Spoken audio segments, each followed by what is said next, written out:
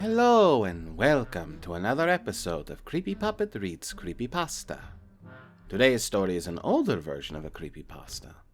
We're reading this instead of the newer version because this specifically was requested by a fan. Veggietales, 1993. Let's dig in, shall we? I really don't know what to say anymore. There really hasn't been much out of me over the past 3 days because of that horrible experience. Has anyone ever heard of Veggietales? I've been a big fan of it ever since I got my first DVD, which was Rack, Shack, and Benny. The show was really good in my eyes because of the characters, stories, morals, and humor. However, I have outgrown the show because I've gotten older, and I'm glad I did because there are these new redesigns and this spin-off called Veggietales in the House, which to me is kind of a guilty pleasure. I still have a bunch of DVDs and even some old VHS tapes. I've watched all of them except one. Its name was Where's God When I'm Scared? I actually had it before, but after got it and was about to watch it, I couldn't find it. So I decided to go to my old buddy Amazon to look for not a re-release, not a remaster, but the original. I searched for it, but I couldn't find a copy until I got to the bottom of the results. The title of the item said, Veggietales, 1993, Where's God When I'm Scared? VHS tape. Good as new. I couldn't wait to get it in the mail. About a week later, my aunt and uncle, who I was living with at the time, were going on a trip. They said if I ever needed them to call them. At least I can watch the tape without being disturbed, because my sister has also gone to a friend's house as well. Right after they left, the mailman came and put something in the mailbox. Most likely a package from the yellow wrapping I could see around it. So after he left, I checked the mailbox, and sure enough, it was my package.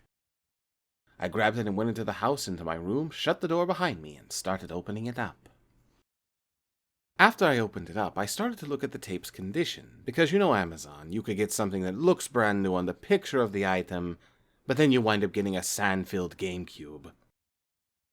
The tape's box art looked like it was copied off of Google Images, and the actual tape didn't have a label. Geez, Amazon, thank you very much, I said in a kind of sarcastic way, even though I was really happy to get the tape. Since I have an old VCR, thanks to the 80s, that I barely use anymore that I got from my uncle, I put it in the VHS tape and pressed play. For some reason, it took 9 minutes to get working. I'm guessing because of the bad condition. After the 9 minutes of waiting, which felt longer because I was excited to watch it, the tape finally began. It seemed like everything was normal at first for the first 15 minutes of the tape. It was a great episode that had a great lesson. God is bigger than any monster out there, followed by a funny, silly song called the Water Buffalo Song. As I was going to finish the other 15 minutes after the silly song, it seemed like the tape got preempted because it showed a black screen for about 3 minutes. Not only was I upset because I thought the tape didn't work after 15 minutes or was recorded over the actual show, I was also mad that it seemed like I was scammed out of $10. But after a little complaining, the show seemed to restart because it showed the intro again. I was a little curious because the show normally didn't restart unless it's over and you hear the tape rewinding inside the VCR. But it didn't, and I didn't hear the tape rewind inside. When the actual show started, it showed Bob and Larry standing on the countertop as usual. But for some reason, the atmosphere felt different. Almost depressing. I mean, Bob and Larry were smiling, and the background was bright and colorful, but for some reason, it felt depressing. Everything was about normal until they started reading the letter. Bob read the letter out loud, and it said, Dear Bob and Larry, I am a mother of 2 children, and my youngest son died in a car accident last night.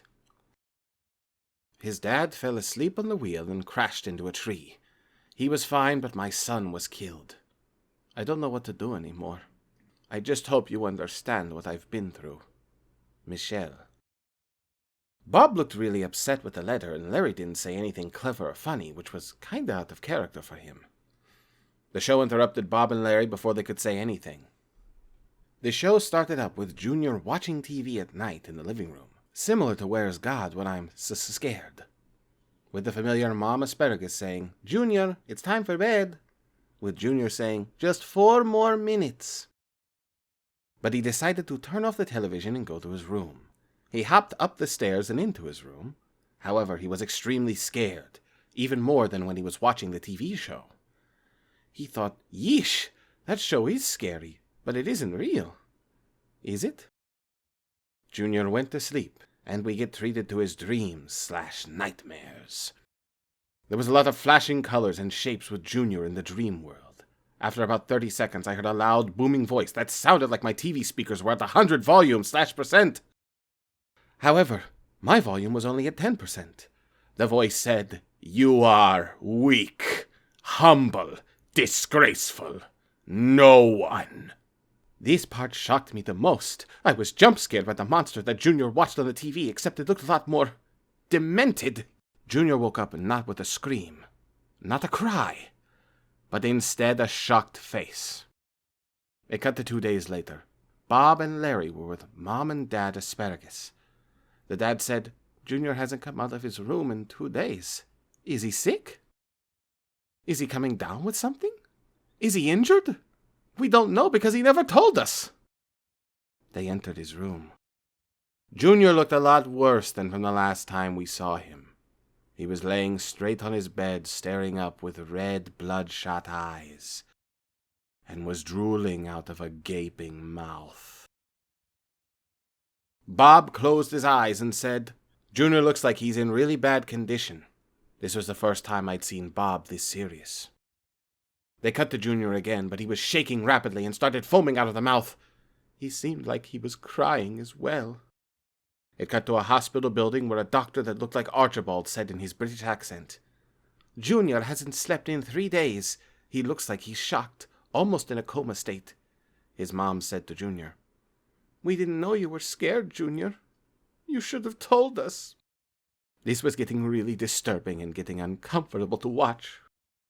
After his mom saw that the beeper, the thing that tells you if the heart is still beating and beeps, went flat, Archie said to them, "I'm sorry, everyone, but Junior is dead." It was really sad. I felt like I was going to cry because Junior was one of my favorite characters in the show. It cuts to a picture of the Asparagus family with Mom Asparagus crying in the background, while mixed with the words, "He is gone. I can't bring him back. I can't live like this anymore." It then showed Mom Asparagus in the kitchen, reaching in the medicine cabinet, pulling out a bottle of pills. She finishes with the following words, "When you lose someone, you will always feel pain, until you can't feel at all."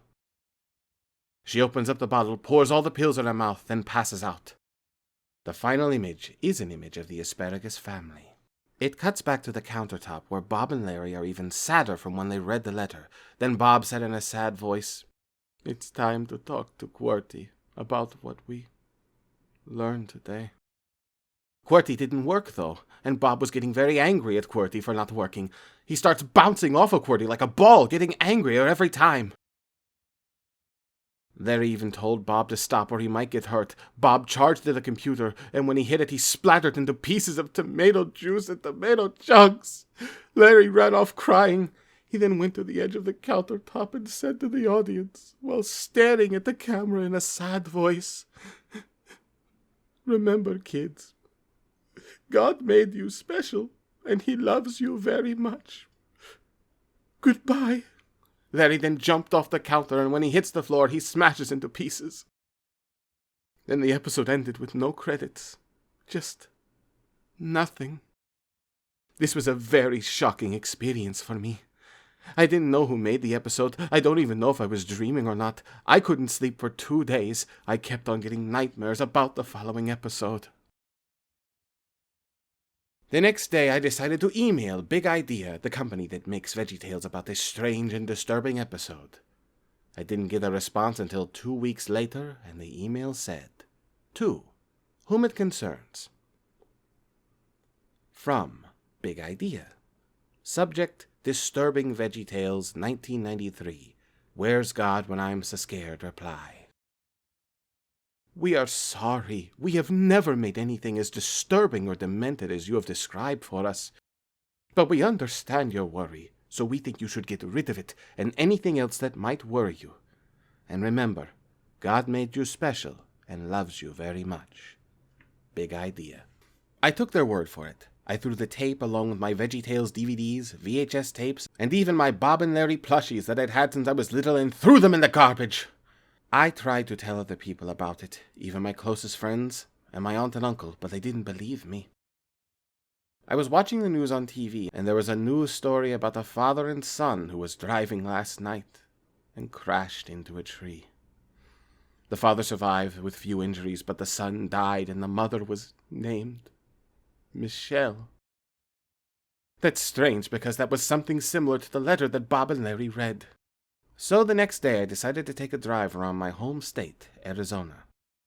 After a few hours of driving, I found myself at the Grand Canyon. So I parked my car there and went to the edge. I looked down to the rocky floor at the bottom of the canyon. Say to those with fearful hearts, be strong, do not fear. Your God will come. He will come with vengeance and divine retribution. He will come to save you. Isaiah 35:4. Ah, very good. If this is the original, I'm curious what the new one is like. So what did you think of this story? Let us know in the comments below. You can also recommend stories there as well, along with sending them to our email, boilsthecreepy@yahoo.com. Thank you for watching, and don't forget to subscribe to Whacky Puppets TV. My name is Boils, and this has been Creepy Puppet Reads Creepypasta. Check, please.